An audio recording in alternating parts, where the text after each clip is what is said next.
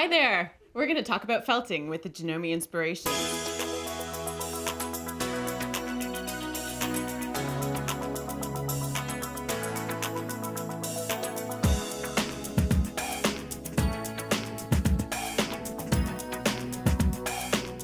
The history of felting dates back to 6500 BC, and throughout nomadic cultures and the Greek and Roman eras. One of the stories about the original discovery of felt was the soldiers would put wool underneath the saddles on top of their horses, and through the friction and heat of riding the animal for such a period of time, they discovered that the wool turned into kind of a matted fabric, and that's what felt is. So that's been around forever. Now, the new fabrics, they can be synthetics or they can be wool, but the ones that are completely synthetic, like the cheap acrylic ones that are really easy to use, that's a needle punching process, and that's an industrial invention. And the artistic side of felting, there were these tents called yurts, and they would wear capes, and they created them out of felt. And felt was a fantastic fabric because it was a natural fiber coming from the sheep. With the industrial invention of the needle felting, where the friction was caused by the needle, so the fibers were blended together like that, along came the hand needling. So that, can you imagine hand needling a huge piece of felt? This is why the FM 725 is a fantastic machine. It's got 5 needles in there, and it's motorized, and it can punch up to 900 times a minute, so it's extremely easy to work with. But aside from creating felt from wools and rovings and silks and things like that, what else can you do with it? Celine, have you got something?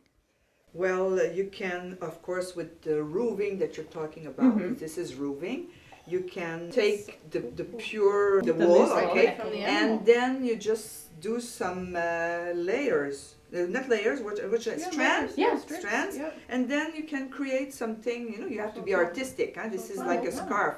So that's got the natural fibers in there and some synthetics as well? Alpaca added with, few fancy yarns. There's one that's Yes. golden. Yes. Oh, neat. This is It's synthetic. just all This is punched in synthetic together. dough. So it's great for clothing and garments and things like For that? summer because it has so many holes on it. Yes, well, air Yeah, no, conditioning. but it's very warm. It's very warm. Beautiful Excellent. scarf. You were saying you don't only have to have natural fibers like wools and cottons. No. You can use synthetic yarns. Absolutely. And that is exactly what I did on this jacket. It's a jacket I had for many years, and I was dead bored with it, never wore it anymore, took it out of the closet and got going with it, and literally less than an hour later I had a totally revamped jacket, recycled jacket. And all I used was this funky yarn, and I punched it into the lapels and the collars and you did it also right the little through? pockets Right right through? through, so you can see that it comes right through to the back. So the barbs on the needles catch some of the yarn and push it through and actually into the... blends it and melds the yarn into the fiber. And I did the same thing. I was so thrilled with the outcome of this. Everywhere I go, people ask me, "Oh, where did you get that jacket?" So, well, we had a dead, plain, boring black jacket at home, and I did the same thing with so 2 nice. yarns on this, a black eyelash yarn and a brown eyelash yarn lying next to it, and And those are simply synthetics? punched it in. Not a single bobbin or needle with thread No. anywhere near it. It was simply done on the FM 725. It's a Chanel look. Thank It's a you. Chanel look. Absolutely. Very nice. Wow. Very nice. So what else? We've got the old recycled garments, shall we say, and you've got something that's new there? Well, this is a design that you can make. Not all the fabric can hold this type of design. Huh?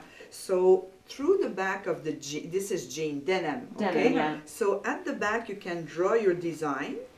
Right. Okay. And then through still the back you work. Just feed the machine, and it's gonna punch. The white of the jean will come on So the that's on the just top. with the needles, you didn't use anything no else? yarn, No nothing. thread, nothing. So that's what they're using on the distressing of the new clothes in the really Yeah. expensive designer stores. This would cost a Exactly. fortune. But probably, Yeah, yes, this would probably. really- yeah. Now the skirt you're wearing Yes. is a recycled pair of Yes, denim jeans. yes, this This is a favorite skirt is pair. also a recycled pair of denim jeans. See? And then what I did was I drew the Oh. butterflies on the back of the fabric and then simply used the FM 725 needle punching machine to distress the fabric. And what it does is it actually breaks down the fibers of the denim and pushes those little bits of white That's because through. cotton doesn't felt, Correct. because there's no Correct. fibers, there's no scales, like human hair would felt. That's what dreadlocks are like.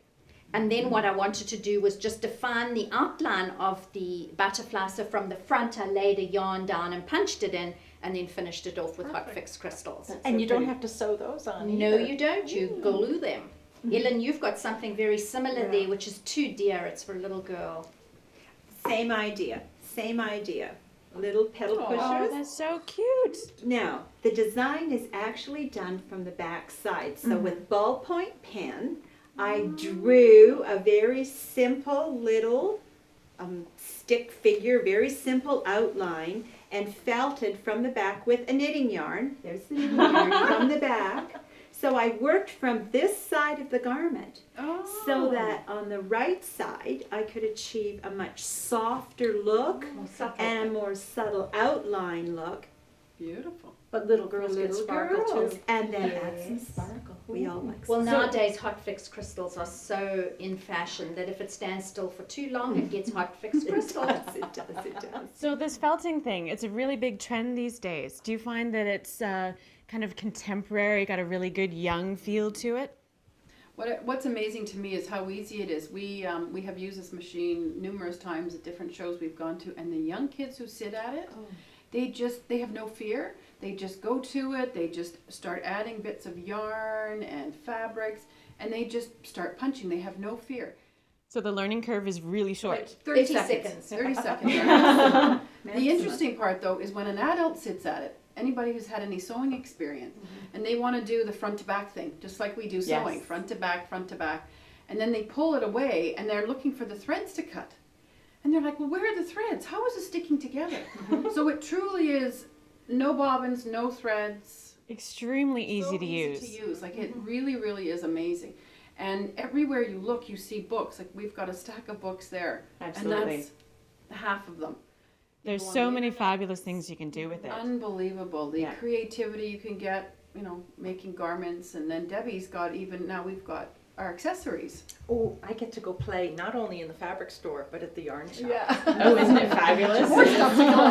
Another excuse to shop. Just finding some nice, pretty, fuzzy yarns, roving. This happens to be silk roving. Putting it under the needles, punching away, and you create a design. Very nice. That's absolutely gorgeous. Another way to recycle and reuse and be environmental and everything like that is with the coffee cozy. This was a really easy project that we've all worked on with the regular cheap felt base, and then you can put any kind of bits of anything you've got on top and just blend the fibers together with the needle punching. FM 725, we've got sparkly organza in here, we've got lots of wool, we've got yarn there. Let's see all the rest of your cups. Sante? Something.